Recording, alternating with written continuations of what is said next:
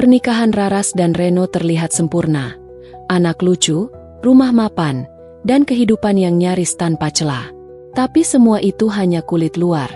Di balik perhatian Reno yang terlihat ideal, ada rahasia besar yang perlahan terkuak.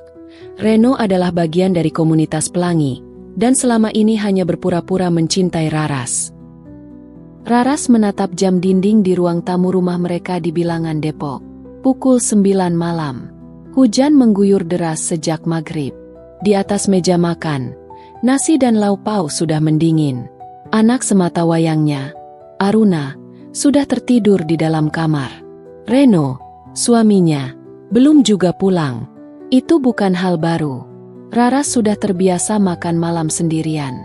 Yang berbeda hanyalah perasaan asing yang semakin hari makin sulit ia abaikan. Sebuah kehampaan yang tak bisa dijelaskan dengan kata-kata. Rumah tangga yang awalnya penuh harapan kini terasa seperti ruang kosong yang hanya diisi rutinitas. Reno adalah pria yang baik di mata orang lain. Latar belakangnya mapan. Pekerjaannya bergengsi di sebuah perusahaan swasta nasional. Ia juga bukan suami kasar. Tidak pernah membentak, apalagi memukul. Tapi justru karena itulah, orang-orang mengira Raras sangat beruntung. Padahal kenyataannya tidak seindah yang terlihat. Hubungan mereka sejak awal memang tak pernah benar-benar hangat. Bahkan sejak tahun pertama pernikahan, Raras sering merasa seperti berbagi rumah dengan orang asing. Reno tidak pernah menunjukkan ketertarikan yang seharusnya tumbuh di antara pasangan. Mereka jarang bersentuhan, apalagi berbicara dari hati ke hati. Keintiman yang semestinya menjadi bumbu rumah tangga justru terasa seperti hal yang tabu. Saat hamil Aruna, Raras sempat berpikir mungkin Reno hanya canggung atau belum siap menjadi suami. Ia mencoba memahami.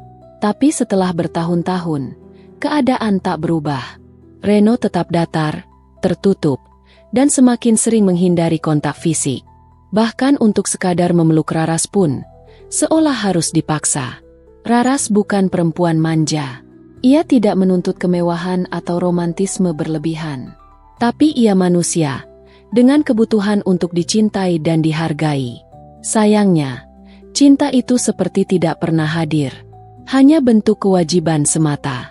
Senyum Reno lebih mudah ia lihat ketika berbicara dengan teman-teman prianya daripada saat bersama dirinya atau anak mereka. Beberapa kali Raras mencoba membuka pembicaraan, namun selalu gagal. Reno selalu punya cara untuk mengalihkan. Jika bukan dengan pekerjaan, maka dengan dalih lelah atau tidak enak badan. Lama-kelamaan, Raras belajar untuk diam. Namun di dalam hati, pertanyaan-pertanyaan mulai tumbuh. Apa yang sebenarnya salah? Di lingkungan mereka, Raras dikenal sebagai istri yang baik dan penyabar. Ia mengurus rumah tanpa pembantu, mendidik Aruna dengan penuh kasih, dan tetap menjaga penampilannya. Tapi semua itu tak pernah cukup untuk membuat Reno lebih dekat. Ia mulai merasa seperti sedang memainkan peran dalam panggung rumah tangga, bukan menjadi istri yang sebenarnya. Pernah suatu malam, Raras terbangun dan mendapati Reno sedang membuka laptop di ruang kerja. Tak ingin mengganggu, ia hanya lewat sebentar dan kembali tidur. Tapi sejak malam itu, rasa penasaran mulai muncul. Beberapa kali ia menemukan Reno menggenggam ponselnya terlalu lama sambil tersenyum sendiri. Senyum yang tak pernah ia lihat ketika Reno memandangi dirinya. Semakin hari, jarak di antara mereka makin lebar. Reno bahkan tak lagi menatap mata Raras saat berbicara. Komunikasi mereka hanya sebatas, "Sudah makan?" atau "Nanti pulang jam berapa?" Tidak ada obrolan ringan, tidak ada tawa, tidak ada pelukan. Seolah mereka hanya dua orang dewasa yang tinggal di bawah atap yang sama demi anak.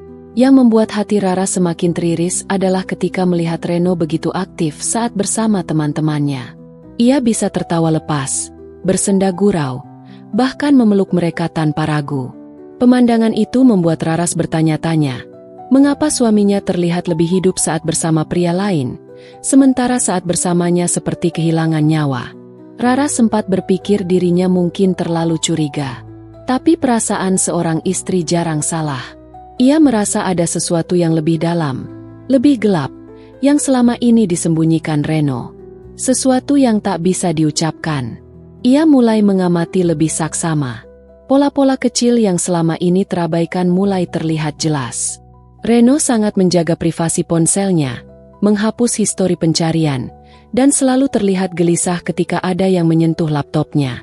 Pada suatu sore, saat Reno mandi dan lupa mengunci laptop, Raras memberanikan diri membuka perangkat itu. Tangan gemetarnya bergerak cepat, mencari folder atau jejak apapun yang bisa menjelaskan semua keganjilan. Hingga matanya menemukan satu folder tersembunyi di sudut drive yang tak biasa. Folder itu dinamai dengan kode tanggal.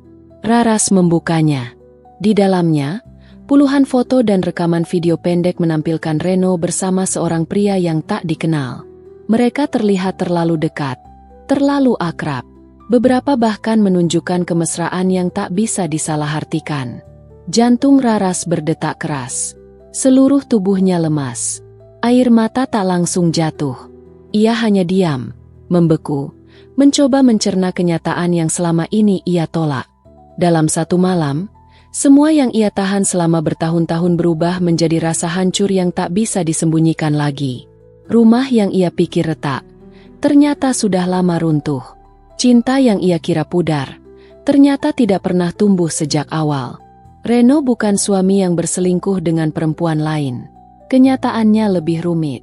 Reno adalah bagian dari kaum pelangi, dan pernikahan mereka hanyalah cara untuk menutupi identitas sebenarnya. Bagi Raras, pengkhianatan ini bukan soal tubuh, tapi soal kejujuran. Ia bisa memaafkan kesalahan, tapi sulit menerima kepura-puraan. Ia telah memberikan hidupnya pada seseorang yang ternyata hidup dalam kebohongan. Malam itu, Raras tak menangis. Ia hanya duduk lama di sisi ranjang, memandangi anaknya yang tidur pulas. Di kepalanya, satu kalimat berputar tanpa henti. Aku bukan istri yang gagal. Aku hanya istri dari pria yang tak pernah ingin hidup bersamaku. Pagi itu, suasana rumah tampak seperti biasa. Raras tetap menyiapkan sarapan, menyisir rambut anaknya, dan membereskan dapur. Tapi di dalam dirinya, tidak ada yang terasa normal lagi. Semua seperti berjalan otomatis, tanpa makna. Setelah menemukan bukti yang mengejutkan malam sebelumnya, ia tahu arah hidupnya akan berubah. Reno bangun seperti biasa, tidak menunjukkan rasa bersalah, tidak menyadari bahwa istrinya sudah mengetahui kebenaran yang ia sembunyikan selama bertahun-tahun. Raras hanya mengamati gerak-geriknya. Bahkan sekarang, setiap gerakan Reno terasa seperti sandiwara. Tatapan matanya kosong, gesturnya kaku, dan setiap senyum yang muncul terlihat dipaksakan. Raras menahan diri untuk tidak bertanya.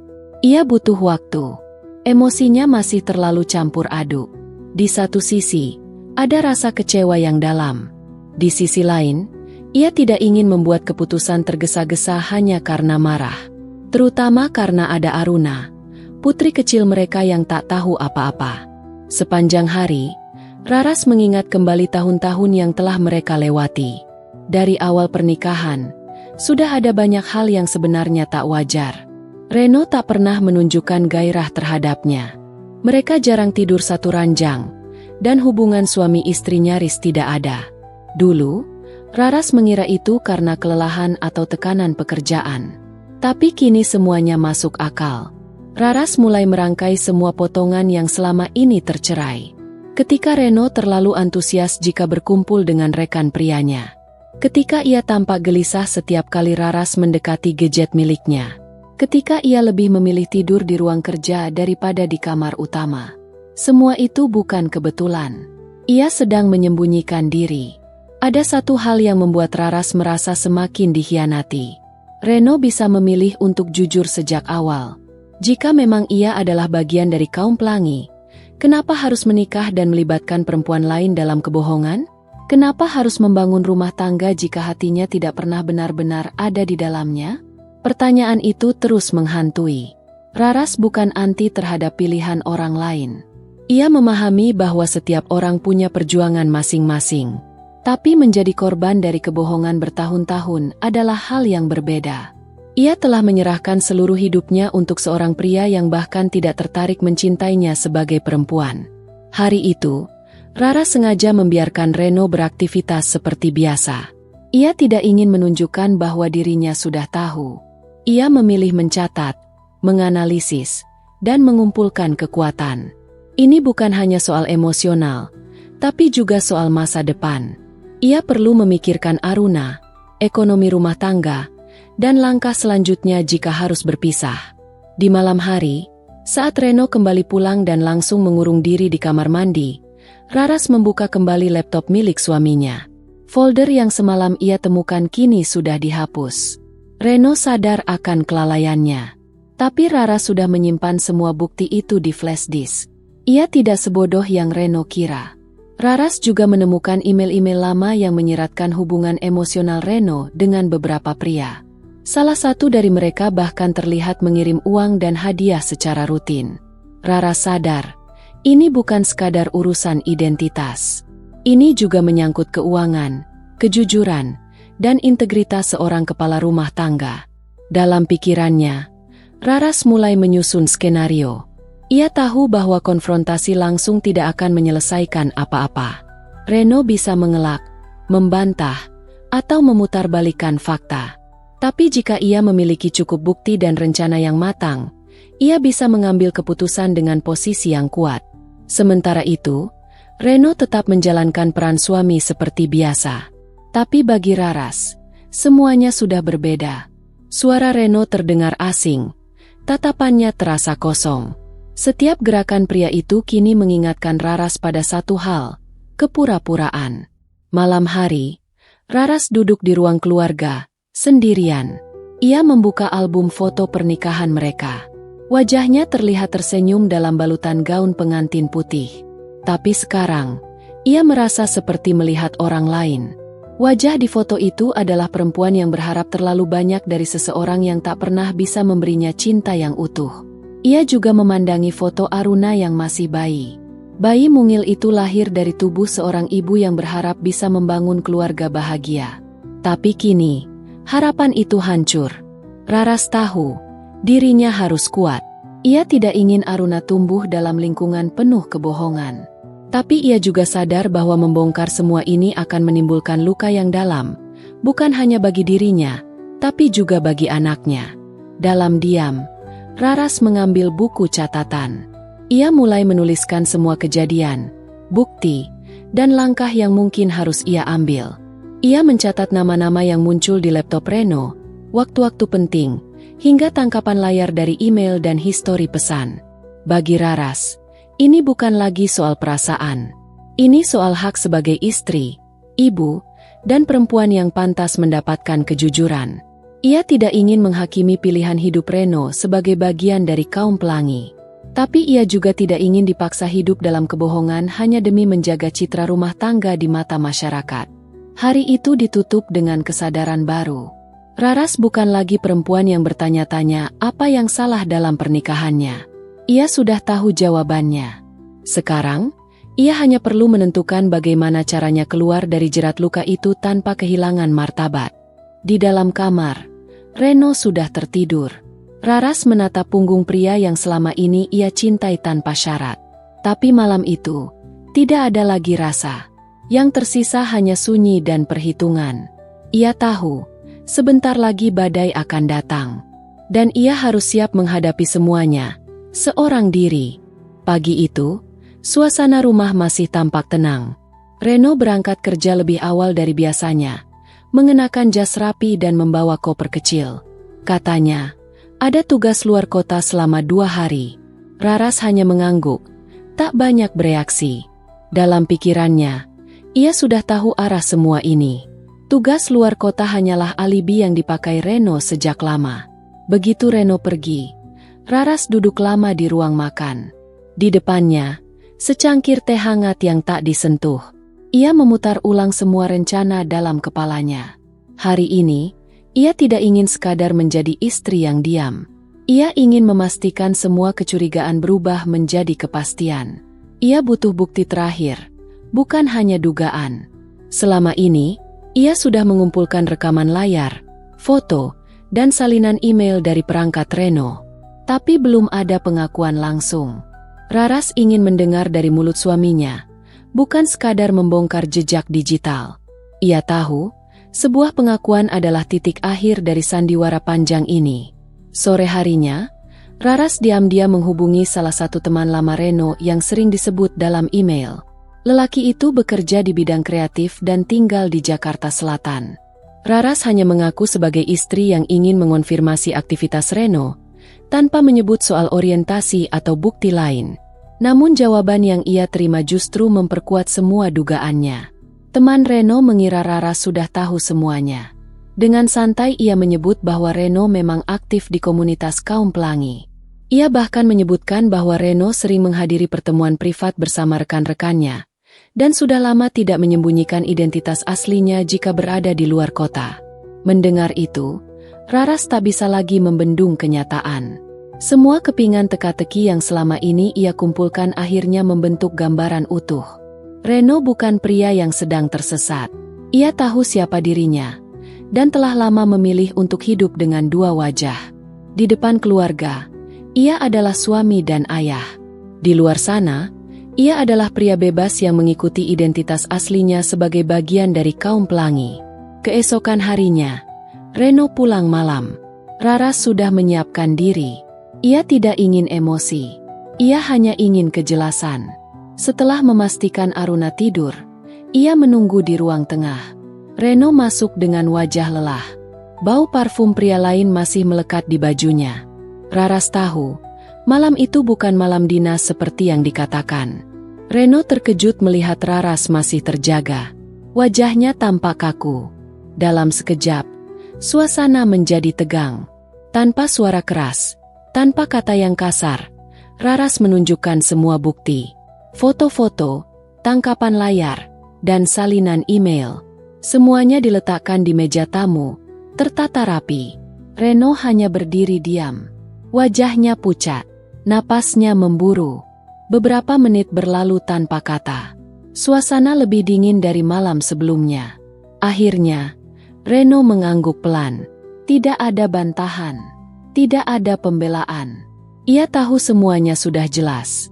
Dalam pengakuan singkat, Reno menyatakan bahwa dirinya memang bagian dari kaum pelangi sejak lama. Ia menikahi Raras karena tekanan keluarga. Ia berharap bisa berubah, tapi nyatanya tidak bisa.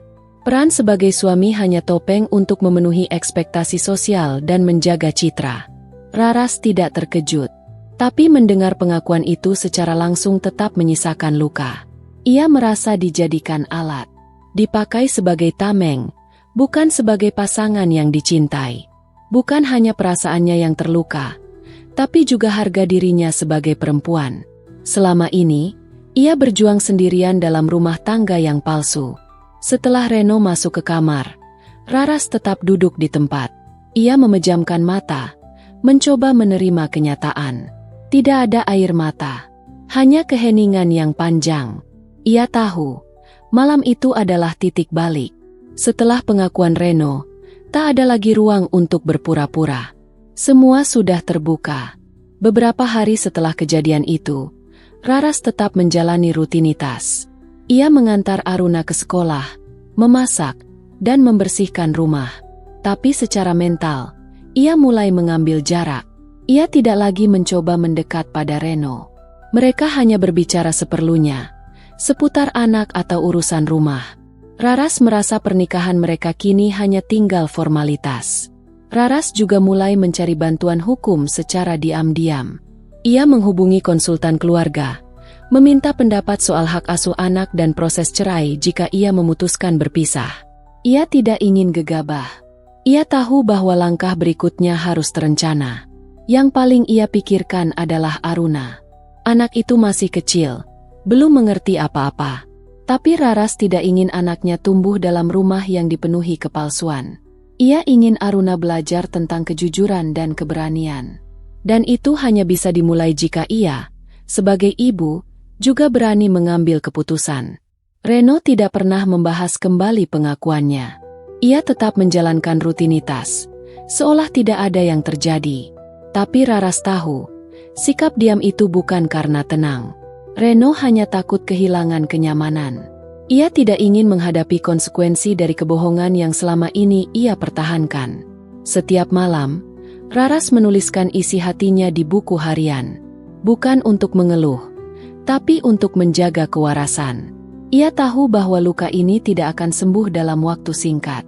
Tapi setidaknya, dengan menuliskan semuanya, ia bisa memilah mana yang layak diperjuangkan, dan mana yang harus dilepaskan. Di akhir minggu, Raras memutuskan satu hal penting. Ia akan memberi waktu 1 bulan untuk bersiap. Dalam waktu itu, ia akan menyusun semua dokumen, menyimpan dana darurat, dan menyiapkan mental untuk berpisah. Ia tidak ingin menjalani kehidupan dengan seseorang yang mencintai orang lain, terlebih jika cinta itu tidak pernah ditujukan untuk dirinya. Raras tidak menyalahkan pilihan hidup Reno, tapi ia juga tidak ingin menjadi korban dari hidup ganda yang pria itu pilih.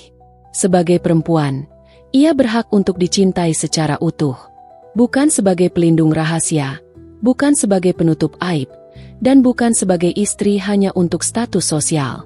Malam itu, untuk pertama kalinya sejak pengakuan Reno, Raras tidur lebih nyenyak. Bukan karena masalahnya selesai, tapi karena ia sudah tahu kemana harus melangkah. Pagi di rumah itu tetap sama, sunyi, tertata rapi, tanpa kehangatan. Aroma roti panggang dan kopi hitam mengisi udara, tapi tidak ada percakapan hangat atau tawa kecil yang biasa mengisi rumah-rumah keluarga bahagia. Raras duduk di sudut meja makan, menatap kosong keluar jendela. Suaminya duduk di ruangan yang sama, membaca berita di ponsel tanpa menoleh sedikit pun. Mereka seperti dua orang asing yang kebetulan tinggal bersama. Sejak malam pengakuan itu, tidak ada kata tambahan yang keluar dari mulut Reno.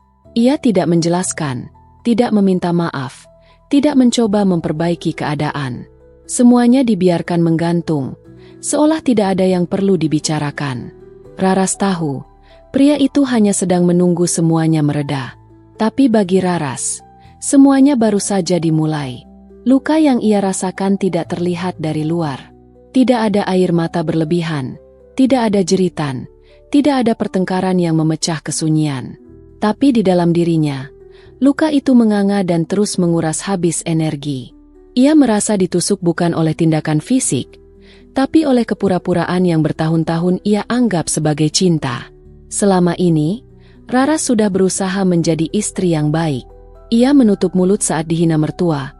Ia bekerja dari rumah untuk membantu keuangan, dan ia tak pernah mengeluh walau sering diperlakukan dingin. Tapi semua pengorbanan itu ternyata dibalas dengan kebohongan yang disusun rapi. Reno bukan sekadar selingkuh. Ia sejak awal tidak pernah benar-benar menginginkannya sebagai perempuan. Ia menjalani pernikahan hanya sebagai pelindung identitasnya sebagai bagian dari kaum pelangi. Bagi Raras, itu adalah bentuk pengkhianatan paling menyakitkan. Ia bisa memaafkan kegagalan, bahkan kesalahan. Tapi ia tak bisa menerima bahwa seluruh hidupnya telah dijadikan perisai oleh seseorang yang bahkan tidak pernah berniat untuk jujur. Aruna, anak mereka yang baru berusia 5 tahun, masih terlalu kecil untuk memahami semua perubahan ini. Raras berusaha menjaga sikap di depan anaknya, memberikan pelukan dan senyum seperti biasa. Tapi setiap kali melihat mata Aruna, ada rasa bersalah yang menghantui. Ia khawatir, suatu hari nanti anak itu akan bertanya kenapa keluarganya berbeda, kenapa ibunya harus memilih sendiri, dan kenapa ayahnya lebih memilih orang lain. Raras sadar, perasaan tidak bisa dijadikan alasan untuk menyakiti orang lain. Tapi kenyataannya, ia sudah tersakiti. Luka yang ia rasakan bukan karena Reno mencintai pria lain, tapi karena ia tidak pernah jujur sejak awal. Ia menikahi Raras tanpa memberi pilihan, tanpa kejujuran, tanpa peringatan. Ia memaksa Raras menjalani hidup yang dibangun di atas kebohongan. Hari-hari berikutnya, Raras mulai menyusun langkah kecil. Ia membuka kembali simpanan lamanya, menghitung tabungan pribadi yang masih tersisa. Ia menghubungi seorang pengacara perempuan yang dikenal memiliki reputasi baik dalam menangani kasus perceraian dan hak asuh anak. Semua dilakukan secara diam-diam, tanpa menarik perhatian Reno. Ia juga mulai mempersiapkan mental anaknya. Tanpa menjelaskan secara langsung, Raras mulai membacakan buku cerita yang bertema keluarga berbeda, tentang ibu tunggal yang membesarkan anak dengan bahagia, tentang keberanian membuat keputusan sulit.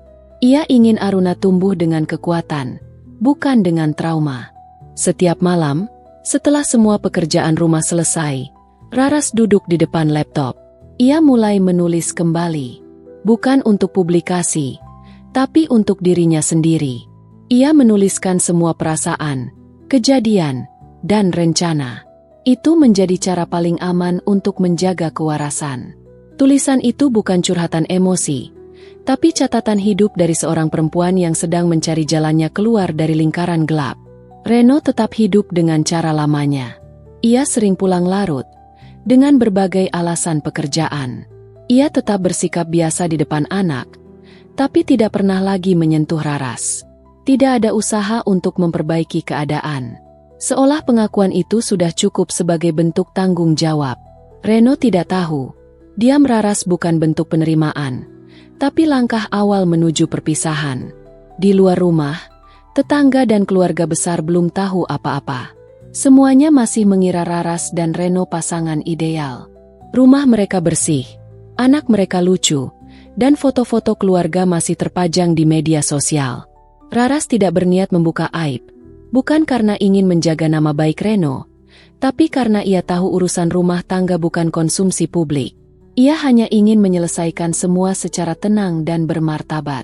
Pada suatu sore, Raras melihat Reno tertidur di sofa ruang tengah. Wajahnya tampak lelah, napasnya berat. Dalam hati, Raras tidak membenci pria itu.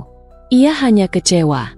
Ia tidak pernah membayangkan bahwa pernikahannya akan berakhir bukan karena kekerasan atau orang ketiga biasa, tapi karena realitas yang selama ini disembunyikan di balik wajah tenang Reno. Raras tidak akan memaksa Reno untuk berubah. Ia tahu, seseorang tidak bisa dipaksa mencintai jika hatinya tak pernah di sana. Tapi Raras juga tidak akan terus menjalani peran istri dari seseorang yang tidak menganggapnya sebagai pasangan hidup. Malam itu, Raras mengambil sebuah koper kecil dari atas lemari. Ia mulai mengisi perlahan, baju Aruna, beberapa dokumen penting, dan barang pribadi yang paling dibutuhkan. Belum untuk pergi sekarang, tapi untuk berjaga. Ia tidak tahu kapan keputusan itu harus dieksekusi, tapi ia ingin siap jika waktu itu tiba. Dalam hati, Raras tahu bahwa luka ini tidak akan mudah hilang.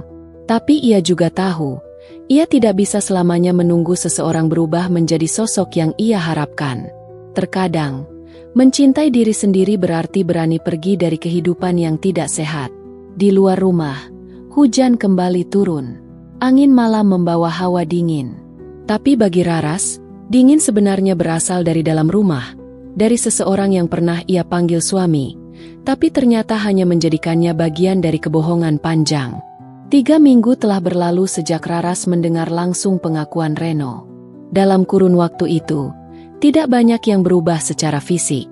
Rumah mereka masih utuh, rutinitas berjalan sebagaimana biasanya, dan wajah mereka tetap tersenyum saat mengantar Aruna ke sekolah. Namun secara batin, semua telah bergeser. Batas-batas kesabaran Raras perlahan ditinggalkan. Ia tidak lagi memposisikan diri sebagai istri yang perlu menjaga harmoni semu. Setiap pagi, setelah Reno pergi bekerja dan Aruna berangkat sekolah, Raras membuka laptop dan mulai bekerja dari rumah. Ia kembali menjadi penulis lepas, pekerjaan yang sempat ia tinggalkan setelah menikah. Di awal pernikahan, Reno pernah menyarankan agar Raras fokus mengurus rumah saja. Saat itu, Raras menurut. Tapi kini, ia tahu keputusan itu hanya membuatnya semakin tergantung. Dengan modal pengalaman dan beberapa relasi lama, Raras mulai aktif kembali menulis artikel dan konten pesanan dari klien luar negeri. Penghasilan yang ia kumpulkan belum besar, tapi cukup untuk menambah kepercayaan diri. Ia tidak lagi merasa terjebak. Setidaknya, ia bisa melihat bahwa ada jalan keluar yang nyata. Di sisi lain, Reno tampak semakin sibuk. Beberapa kali menginap di luar kota, semakin jarang berada di rumah. Ia tak pernah bertanya soal kegiatan Raras, dan bahkan tak menyadari bahwa istrinya kini sudah kembali produktif. Reno tetap menjalani perannya sebagai kepala keluarga, meski hubungan mereka sudah nyaris tak bersisa. Raras mulai mengatur keuangan secara diam-diam. Ia membuka rekening baru tanpa sepengetahuan Reno dan mulai menyalurkan sebagian penghasilannya ke sana. Ia juga mencatat pengeluaran rumah tangga dengan lebih rinci. Setiap data yang ia kumpulkan menjadi bekal penting jika nanti keputusan untuk berpisah tak terhindarkan. Sambil bekerja, Raras memperhatikan perubahan sikap Aruna. Anak itu terlihat lebih sensitif. Beberapa kali bertanya kenapa ayahnya jarang di rumah atau kenapa ibu terlihat lebih diam. Raras tidak menjawab dengan jelas. Ia tahu anak sekecil Aruna belum perlu tahu semuanya. Namun ia berusaha memberi perhatian lebih, agar anak itu tetap merasa dicintai dan aman. Selain itu, Raras juga mulai memperluas jaringan sosial. Ia bergabung dalam komunitas perempuan tangguh yang fokus pada pemberdayaan ibu rumah tangga dan korban pernikahan bermasalah. Di sana, ia banyak bertemu perempuan dengan nasib serupa, terjebak dalam pernikahan yang tidak jujur, dijadikan alat oleh suami yang ternyata bagian dari kaum pelangi, dan memilih bertahan demi anak. Kisah-kisah dari komunitas itu bukan hanya membuka mata, tapi juga memperkuat tekad Raras. Ia bukan satu-satunya yang mengalami luka seperti ini. Ia juga bukan perempuan lemah yang tidak bisa bangkit. Raras sadar, jalan menuju pemulihan tidak mudah. Tapi ia tak mau lagi menjadi korban yang terus diam.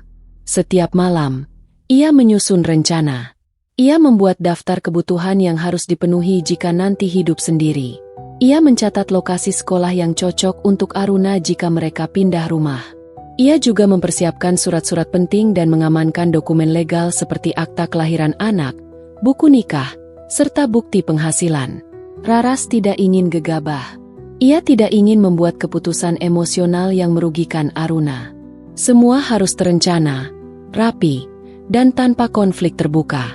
Ia tahu Reno akan mencoba mempertahankan citra, dan bisa jadi menggunakan berbagai cara agar tidak terlihat sebagai pihak yang meninggalkan. Karena itu, Raras harus lebih tenang dan taktis. Saat akhir pekan, Raras membawa Aruna ke taman kota, mengajaknya bermain, dan sesekali memotret momen bersama.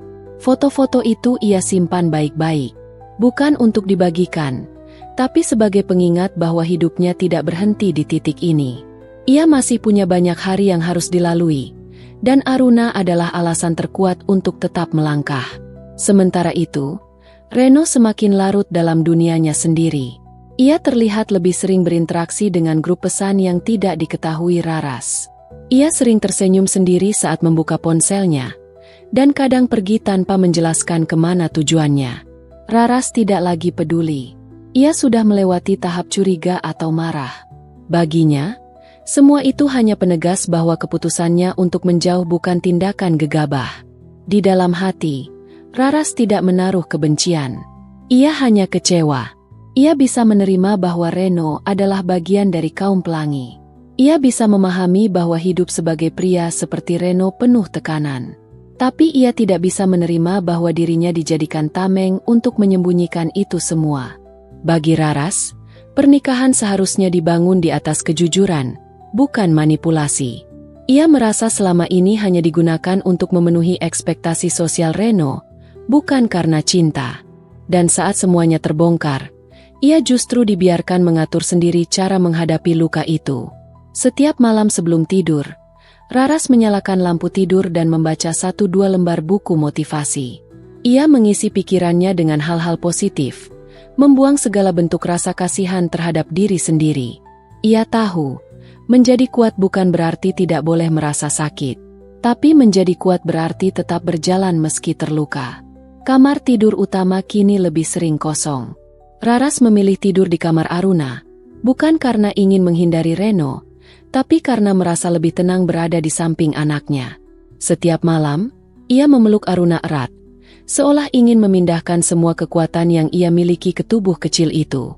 Waktu terus berjalan, dan Raras makin mantap pada pilihannya. Ia tidak ingin menjadi istri yang bertahan hanya demi status. Ia ingin menjadi ibu yang mampu memberi contoh pada anaknya, bahwa keberanian untuk hidup jujur lebih penting daripada mempertahankan penampilan semu. Hari demi hari, Raras belajar berdiri dengan kakinya sendiri. Ia bukan lagi perempuan yang bingung atau takut. Ia adalah perempuan yang tahu apa yang pantas ia terima. Dan sekarang, Ia sedang menuju ke sana, bukan untuk membalas, tapi untuk bebas. Dalam diam, Raras mulai mengambil alih kekuasaan di rumah tangganya sendiri.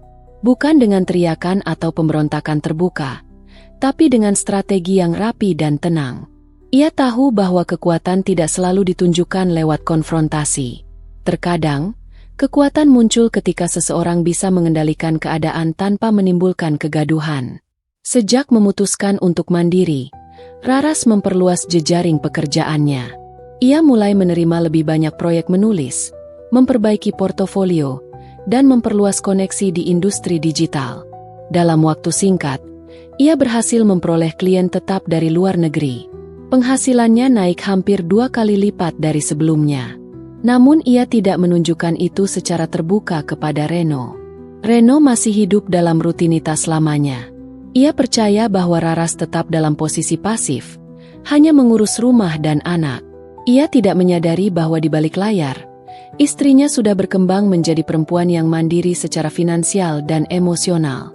Raras sengaja tidak membantah, tidak memperlihatkan bahwa semua telah berubah. Ia hanya diam, mencatat, dan bergerak pelan tapi pasti. Selain memperkuat pendapatan, Raras juga mulai mengatur peran dalam rumah tangga. Ia memegang kendali penuh atas keuangan keluarga. Semua tagihan rumah, belanja, dan keperluan Aruna ia tangani sendiri. Reno, yang dulunya merasa sebagai pemegang kendali, perlahan kehilangan pengaruh. Ia bahkan mulai bergantung pada Raras dalam banyak hal kecil, dari pembayaran listrik hingga perawatan kendaraan. Saat Reno meminta tolong untuk urusan rumah tangga, Raras membantu seperti biasa. Tapi secara perlahan, ia mulai menunjukkan bahwa dirinya tak lagi bisa diabaikan. Ia mulai membuat keputusan sendiri tanpa menunggu persetujuan. Saat memilih sekolah baru untuk Aruna, misalnya, Raras langsung mendaftarkan tanpa berdiskusi. Keputusan-keputusan seperti itu membuat posisi Raras semakin kokoh. Dalam banyak kesempatan, Reno mulai kehilangan pijakan. Ia tidak menyangka bahwa perempuan yang selama ini ia pandang lemah ternyata mampu membalik keadaan. Tanpa pertengkaran, tanpa keributan, Raras mengambil alih kekuatan yang selama ini sepenuhnya dipegang Reno. Dan anehnya, Reno tidak bisa berbuat banyak. Ia hanya mengikuti arus, seperti seseorang yang perlahan kehilangan tempatnya. Raras tidak sedang membalas dendam secara langsung. Ia tidak mengumbar aib Reno kepada siapapun. Ia tidak mengungkit soal Reno sebagai bagian dari kaum pelangi. Ia hanya memastikan bahwa dirinya tidak lagi menjadi korban yang bergantung. Ia ingin ketika hari itu tiba, saat ia pergi dari rumah ini, ia pergi dengan kepala tegak dan semua persiapan yang matang. Langkah berikutnya adalah memperkuat legalitas. Raras menghubungi pengacara yang ia percaya dan mulai menyusun dokumen perceraian secara diam-diam. Ia tidak berniat melakukan proses yang gaduh. Ia ingin perceraian berjalan sehalus mungkin, tanpa merusak psikologis Aruna. Namun semua harus disiapkan dari awal. Hak asuh, pembagian aset, dan perlindungan terhadap hak anak. Raras juga mulai mengatur data-data rumah, sertifikat, bukti kepemilikan kendaraan, dan dokumen penting lainnya ia arsipkan dengan sistematis. Ia ingin memastikan bahwa tidak ada celah yang bisa dimanfaatkan untuk membuatnya dirugikan. Semua keputusan ia ambil dengan logika, bukan emosi. Dalam relasinya dengan lingkungan, Raras menjaga sikap profesional. Ia tetap ramah pada tetangga, tetap hadir dalam kegiatan sosial, dan tidak menunjukkan bahwa rumah tangganya sedang menuju akhir. Baginya, privasi adalah perlindungan terbaik. Ia tidak perlu menjelaskan apapun kepada dunia luar. Yang terpenting, ia tahu apa yang sedang ia hadapi dan bagaimana cara menyelesaikannya. Di tengah semua itu, Aruna tetap menjadi prioritas. Raras menyusun rutinitas anaknya dengan lebih teratur. Ia mulai mengajak Aruna mengikuti kelas pengembangan minat, memperkenalkan anaknya pada lingkungan positif, dan melatih anak itu untuk terbuka bercerita. Ia ingin memastikan bahwa meskipun keluarga mereka berubah, kasih sayang tidak pernah berkurang. Suatu malam, Reno mengalami kesulitan finansial mendadak. Salah satu kliennya membatalkan kontrak, dan ia harus menutupi sejumlah biaya mendesak. Tanpa banyak pilihan, ia meminta bantuan Raras. Untuk pertama kalinya dalam pernikahan mereka, Reno harus bergantung pada istrinya secara finansial. Raras membantu tanpa bicara panjang. Ia hanya mentransfer uang dan mencatatnya. Tapi dalam hati, ia tahu bahwa momen ini penting. Ini adalah tanda bahwa ia telah berada di posisi lebih kuat, bukan dalam hal dominasi, tapi dalam hal kendali hidup. Reno, yang dulu merasa berhak atas segalanya, kini mulai menyadari bahwa posisinya telah bergeser. Perubahan itu tidak membuat Raras sombong. Ia tetap bersikap sewajarnya. Tapi ia tidak lagi merasa rendah diri. Ia tahu bahwa keputusannya untuk tetap tenang dan membangun kekuatan pelan-pelan adalah langkah terbaik. Ia tidak ingin membalas luka dengan luka. Ia hanya ingin melepaskan diri dari hubungan yang tidak sehat, dengan cara yang bermartabat. Di dalam pikirannya, perceraian bukanlah akhir yang menyedihkan. Justru itu adalah pintu keluar dari kehidupan yang penuh kebohongan. Selama bertahun-tahun, Raras hidup dengan harapan palsu. Kini, ia ingin hidup dengan kejujuran, meski harus dimulai dari awal lagi. Ia sudah menyiapkan tempat tinggal alternatif. Sebuah rumah kecil di pinggiran kota, hasil dari tabungan pribadinya. Ia juga sudah mendaftarkan Aruna ke sekolah baru yang lebih dekat dengan lokasi rumah tersebut. Semua persiapan tinggal menunggu waktu eksekusi. Saat semuanya siap, Raras akan pergi, tanpa suara, tanpa keributan, dan tanpa perlu menjelaskan kepada siapapun. Reno tidak akan pernah bisa menyalahkan Raras. Semua bukti ada. Semua alasan bisa dipertanggungjawabkan. Raras tidak meninggalkan suami karena masalah biasa.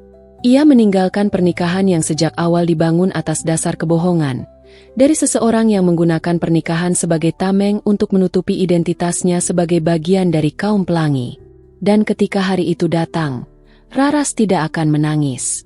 Ia akan pergi dengan tenang, menggandeng tangan anaknya, dan melangkah ke kehidupan yang lebih sehat.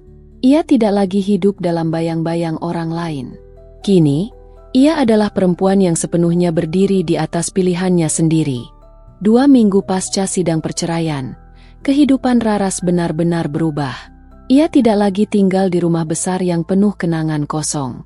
Kini, ia menetap di rumah kontrakan kecil 2 kamar di kawasan Ciputat. Lokasinya strategis, dekat dengan sekolah Aruna dan mudah dijangkau transportasi umum. Meski sederhana, rumah itu memberi ketenangan yang sudah lama hilang dari hidupnya. Setiap pagi, Raras bangun lebih awal. Ia menyiapkan sarapan untuk Aruna, memastikan anaknya berangkat sekolah dengan semangat, lalu mulai bekerja dari ruang tengah yang sekaligus berfungsi sebagai kantor kecilnya. Rutinitas itu terasa ringan. Tidak ada lagi tekanan dari suami yang dingin. Tidak ada lagi keharusan berpura-pura di depan orang lain. Pekerjaannya sebagai penulis konten kini berkembang. Ia dipercaya mengelola beberapa proyek besar untuk klien luar negeri. Pendapatannya cukup untuk membayar sewa, biaya sekolah, serta tabungan bulanan. Ia bahkan mulai menyisihkan dana untuk membeli rumah sendiri dalam 2 tahun ke depan. Raras tahu, ia tidak perlu berlimpah harta, yang penting cukup dan stabil. Di lingkungan barunya, Raras lebih dihargai. Tetangga-tetangga di sana ramah. Sebagian besar ibu bekerja yang juga hidup mandiri. Mereka tidak banyak bertanya soal status Raras, hanya menyambutnya sebagai warga baru. Di tempat itu, ia merasa lebih diterima. Tidak ada bisikan di balik pintu, tidak ada pandangan sinis. Yang ada hanya kenyataan bahwa ia adalah perempuan yang berjuang membesarkan anaknya sendiri. Namun, hidup baru itu tidak sepenuhnya bebas dari bayangan masa lalu. Sesekali, Reno masih menghubungi untuk menanyakan kabar Aruna. Ia tidak pernah membahas pernikahan atau meminta Raras kembali. Tapi dari caranya bertanya, Raras tahu bahwa Reno sedang mencoba membuka komunikasi secara perlahan. Mungkin ia mulai merasakan kehilangan. Mungkin juga ia menyesali cara hidupnya yang penuh kepura-puraan. Raras membalas seperlunya.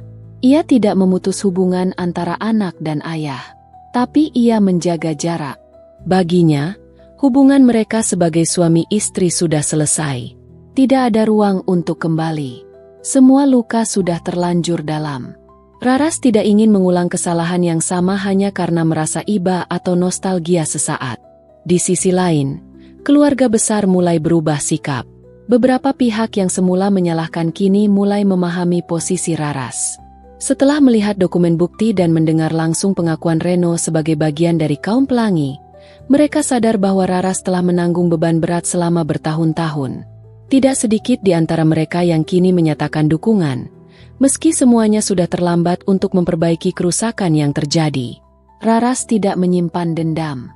Ia hanya memilih untuk tidak terlalu dekat lagi. Ia ingin menjaga ketenangan yang sudah susah payah ia bangun. Setiap keputusan yang ia ambil kini berdasarkan pada kebutuhan dirinya dan Aruna, bukan lagi untuk menyenangkan orang lain. Aruna sendiri mulai terbiasa dengan kehidupan baru. Meski pada awalnya sedikit bingung, anak itu cepat menyesuaikan diri. Ia senang dengan sekolah barunya, mulai memiliki teman, dan makin dekat dengan ibunya. Di rumah, Aruna sering membantu hal kecil seperti menata meja makan atau membereskan mainannya sendiri. Raras tahu, anak itu tumbuh dengan kekuatan yang perlahan terbentuk dari luka keluarga yang tak sempurna. Malam hari menjadi waktu paling reflektif bagi Raras. Setelah semua pekerjaan selesai dan Aruna tidur, ia duduk di depan laptop, menulis catatan pribadi yang tidak pernah ia publikasikan. Ia menulis bukan untuk curhat, melainkan untuk mengingat. Ia ingin mendokumentasikan proses hidupnya, dari seorang istri yang diam, menjadi ibu tunggal yang menentukan arah sendiri. Terkadang, ia membaca kembali catatan dari bulan-bulan lalu. Betapa panjang perjalanan yang telah ia tempuh. Dari kecurigaan, pengkhianatan, pengakuan, hingga perceraian yang menyakitkan. Semua peristiwa itu membuatnya kuat, tapi juga menguras emosi. Ia tidak menyesal menikah, tapi ia juga tidak menyesal pergi. Suatu sore, Raras menghadiri pertemuan komunitas perempuan mandiri di Jakarta Selatan. Ia diundang sebagai pembicara tamu untuk berbagi pengalaman tentang membangun kehidupan setelah perceraian. Di hadapan puluhan perempuan, ia menyampaikan kisahnya dengan tenang.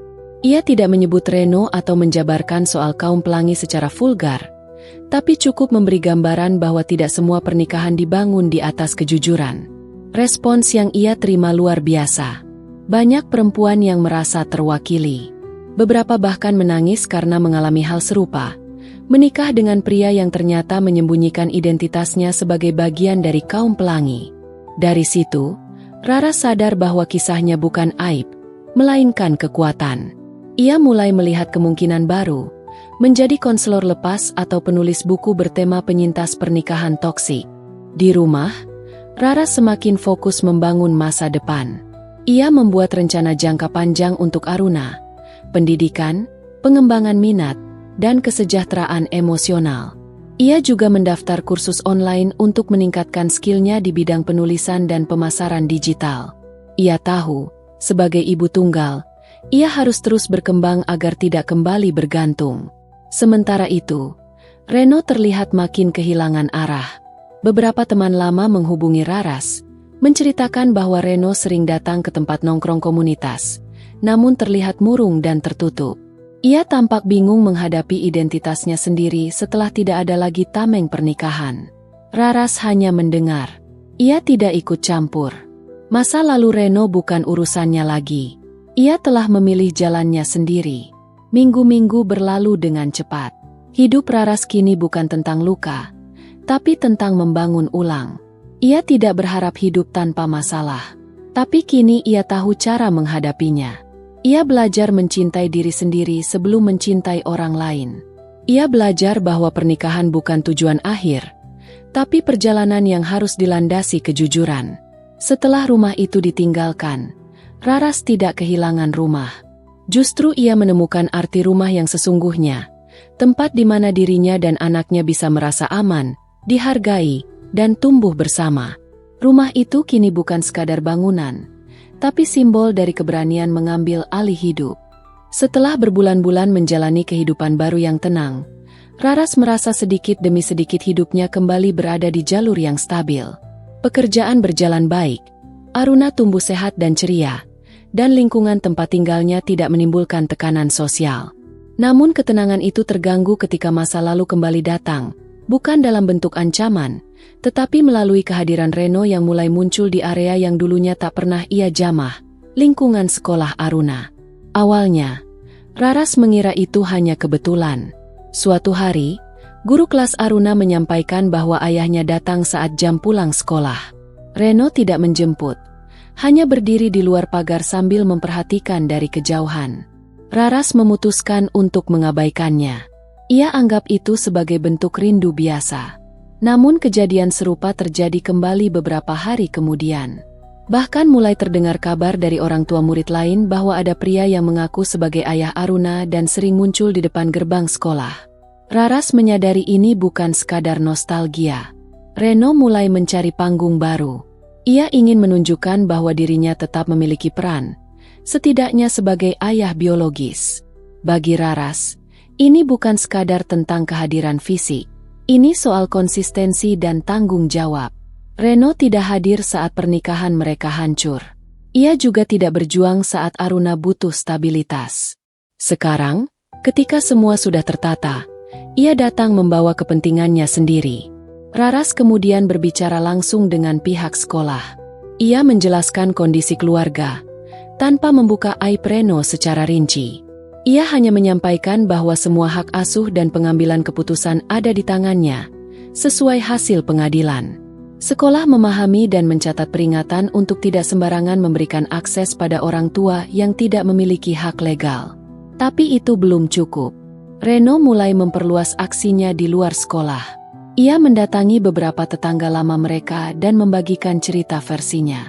Ia menggambarkan dirinya sebagai ayah yang dipisahkan dari anak, mengaku telah bertobat dan ingin memperbaiki hubungan. Beberapa orang mulai merasa simpati.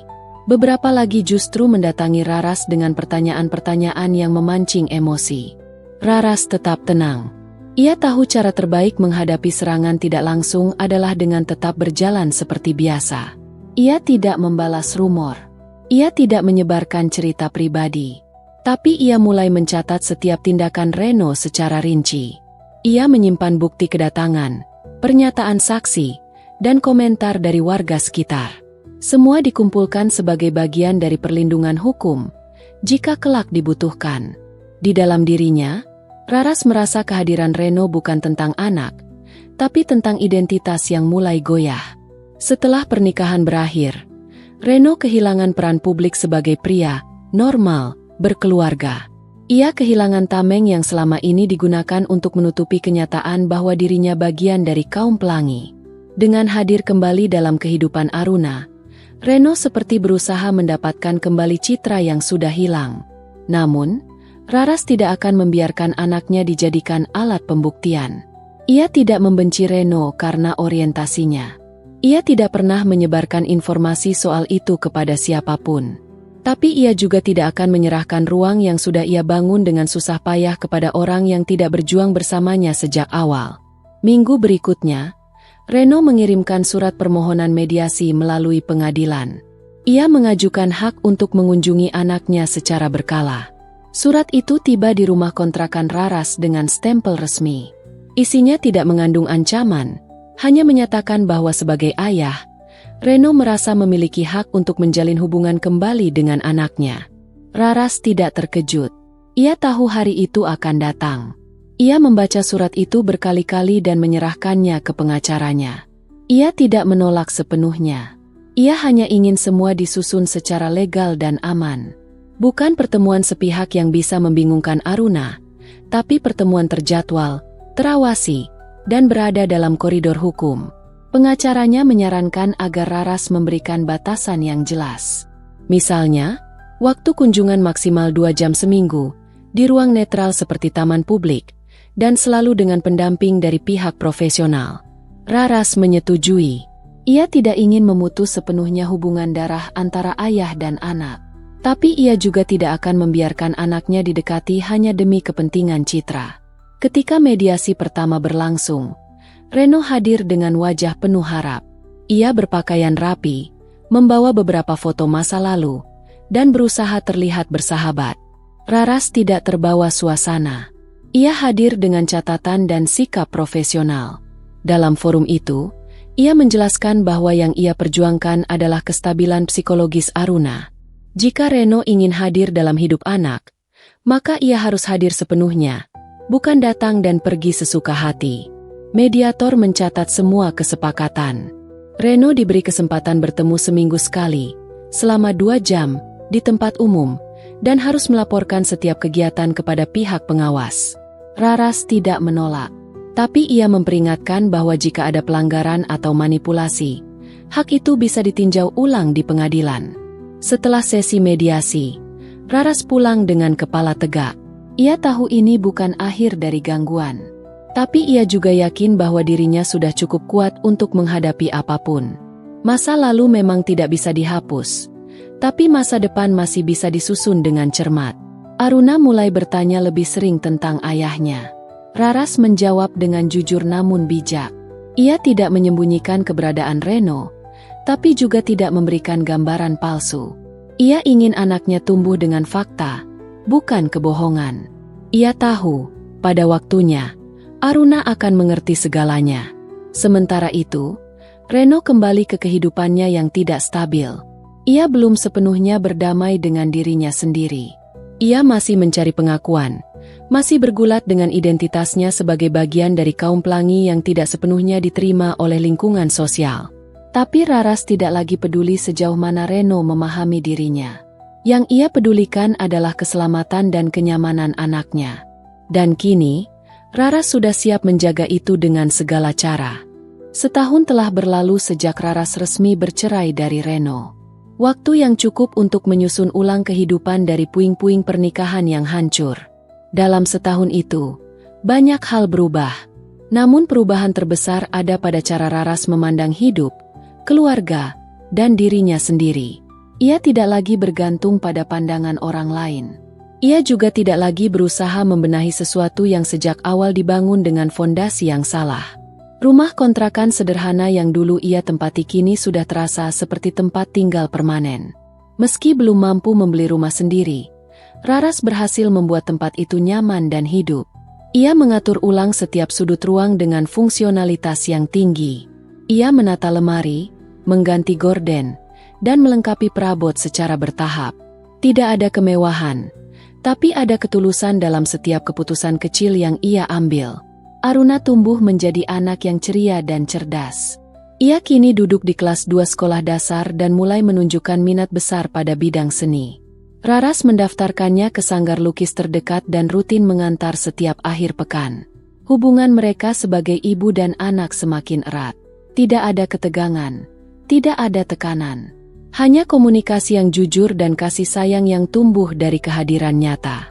Reno masih hadir sesekali dalam kehidupan Aruna, sesuai dengan perjanjian mediasi. Ia datang pada hari Minggu sore, mengajak anak itu bermain di taman atau membaca buku bersama di perpustakaan umum. Rara selalu mengawasi dari jauh, memastikan bahwa interaksi itu tetap sehat dan tidak manipulatif. Hingga saat ini, Reno mematuhi semua batasan yang telah disepakati. Tapi Raras tetap waspada. Ia tidak mau lengah. Secara pribadi, Reno tampak lebih tenang, namun belum sepenuhnya stabil. Ia mulai terbuka dengan komunitasnya sendiri sebagai bagian dari kaum pelangi, meski masih menyembunyikan identitasnya dari lingkungan yang lebih luas. Raras tidak ikut campur. Ia tidak punya niat menjelekkan atau menjatuhkan. Ia hanya ingin menjalani hidup tanpa kebohongan yang pernah ia tanggung bertahun-tahun lamanya. Karir Raras terus berkembang. Ia kini dipercaya menjadi manajer konten di sebuah agensi pemasaran digital berbasis di Yogyakarta. Meski bekerja dari Jakarta, ia mampu memimpin tim secara daring. Pendapatannya meningkat, memungkinkan ia untuk menabung lebih besar. Tahun depan, ia menargetkan membeli rumah kecil di pinggiran Tangerang, agar lebih dekat dengan sekolah unggulan yang ia incar untuk Aruna. Dalam komunitasnya, Raras mulai dikenal sebagai sosok inspiratif. Ia beberapa kali menjadi narasumber dalam forum pemberdayaan perempuan, terutama mereka yang mengalami pernikahan tidak sehat atau berada dalam hubungan dengan pasangan yang menyembunyikan identitas sebagai bagian dari kaum pelangi. Ia tidak menyebarkan kebencian, hanya membagikan pengalaman bagaimana cara keluar dari situasi yang memenjarakan tanpa kekerasan. Setiap kali ia berbicara di forum publik, Raras menyampaikan satu pesan penting. Tidak semua kekerasan dalam rumah tangga berbentuk fisik. Ada banyak perempuan yang hidup bertahun-tahun dalam tekanan psikologis, ketidakjujuran, dan relasi yang timpang. Ia menekankan bahwa keputusan untuk pergi dari hubungan seperti itu bukanlah tanda kegagalan, melainkan bentuk perlindungan diri. Pandangan itu membuatnya sering menerima surat dari perempuan lain. Ada yang bercerita tentang suami yang diam-diam bagian dari kaum pelangi. Ada pula yang mengalami pernikahan sebagai kedok semata. Raras membalas dengan empati. Ia tidak menawarkan solusi instan, tapi selalu mendorong agar setiap perempuan punya keberanian mengenali luka dan menyusun strategi hidup yang baru. Di rumah, Raras mulai membangun kebiasaan hidup yang teratur. Ia menetapkan jadwal bangun, waktu bekerja, bermain dengan Aruna, hingga waktu istirahat malam. Rutinitas itu bukan sekadar teknis, tapi cara untuk menjaga mental tetap sehat. Ia sadar bahwa tantangan sebagai ibu tunggal bukan hanya soal ekonomi, tapi juga soal menjaga kestabilan emosi agar anak tetap tumbuh dengan pola pikir positif. Sesekali, Raras masih teringat masa lalunya. Bukan karena rindu, tapi karena ingin belajar dari pengalaman. Ia membuka kembali catatan pribadinya, membaca ulang momen-momen saat ia merasa terjebak, tidak dihargai, dan nyaris kehilangan arah. Dari situ, ia menguatkan diri bahwa keputusan pergi adalah keputusan terbaik yang pernah ia ambil dalam hidupnya. Saat ini, Raras tidak lagi dikejar pertanyaan tentang status. Ia tidak merasa tertekan meski tidak lagi menjadi istri siapa-siapa. Ia tidak membangun identitas dari hubungan. Ia membangun dirinya dari proses yang nyata, dari luka yang diobati perlahan, dan dari tekad untuk hidup jujur meskipun tidak mudah. Masyarakat di sekitarnya pun mulai berubah. Mereka tidak lagi memandang perempuan cerai sebagai aib. Mereka melihat Raras sebagai contoh bahwa hidup bisa dibangun ulang. Bahwa perempuan tidak perlu bertahan hanya karena takut stigma. Pandangan ini perlahan meresap, terutama di kalangan ibu muda dan pekerja rumahan. Ketika ulang tahun Aruna tiba, Raras menggelar acara kecil di taman dekat rumah. Beberapa teman sekolah Aruna hadir, juga beberapa tetangga dan teman kerja Raras. Reno datang, tapi hanya sebentar. Ia memberikan kado, berbincang sebentar dengan anaknya, lalu pamit. Raras tidak merasa terganggu. Ia tahu, selama semuanya berjalan sesuai batas, tidak ada yang perlu dikhawatirkan. Sore itu, saat membereskan dekorasi dan sisa makanan, Raras menatap langit yang mulai jingga. Ia menyadari bahwa rumah bukan lagi soal siapa yang tinggal bersamanya. Rumah adalah tempat di mana ia bisa menjadi diri sendiri, tanpa tekanan, tanpa peran palsu, dan tanpa perlu menyembunyikan kenyataan. Ia telah keluar dari rumah yang dulu dibangun di atas dusta. Kini, ia tinggal di rumah tanpa dinding kebohongan. Mungkin masih kecil dan sederhana, tapi penuh kejujuran. Itu cukup. Bahkan jauh lebih cukup dibanding rumah mewah yang dulu ia tempati bersama Reno. Perjalanan Raras bukan akhir dari cerita. Tapi ia telah sampai di titik di mana ia tidak lagi berjalan dengan luka terbuka. Ia melangkah dengan kepala tegak, membawa anaknya menuju masa depan yang lebih sehat, dan menyisakan ruang untuk kemungkinan-kemungkinan baru, kemungkinan yang tidak dibangun atas paksaan, tapi atas pilihan. Dan untuk pertama kalinya dalam hidupnya, ia merasa bebas. Halo, aku April. Terima kasih sudah menonton video ini. Ingat ya, semua tokoh, tempat pada cerita ini hanya fiksi dan hasil imajinasi penulis. Cerita ini dibuat hanya untuk hiburan dan pengembangan kreatif semata. Oke, jangan lupa subscribe April Story dan bunyikan loncengnya.